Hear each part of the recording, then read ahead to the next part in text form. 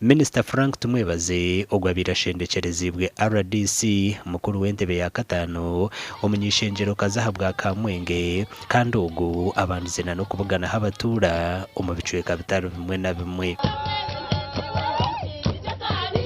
Minister Okutungura ebyombeko by'amashomero ogwayirekire ngo government ezirenetero rutambwe Okutungura eby'obwegyese. Ishomero rya Kabingo nshaba mu rukoze seje rwera abana bitu ubugaro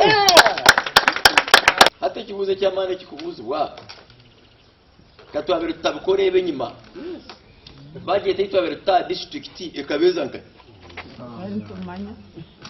yes ibintu byo bimwe mwabere mu twino buzubu nabebembeza bamwe twabere tubara kwikirizana umugabo nabo shaka mugabo mugenzi we cyashito ntufakina.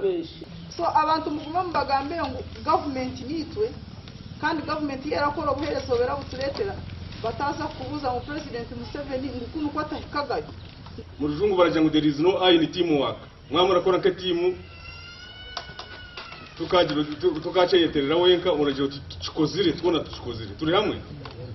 Ebyombeko bitongozibwe bamaziriho sente zirukika miliyoni 324 kandi bitongozibwe ahamashomera 3 aharumu erya Kabingo primary Nkoni hamwe na Nyavare. Ebyo byombeko bikabe tari na no mu budget ya district turukanse mwa ban with minister ne sente ezimashakire okudabiriza amashomero agabirika kwasibweho covid mbone sente zimwe afatire nezabirezirike za capitation grant tonka ahabo kugira ngo ahabwa lockdown tamu yo kubanza ne akabiri abeje bakaba batari kushoma ate sente za naho zitakozisibwe wazihindura ngo zikore mu development. Amakuru agagasha kwa Anthony Twine.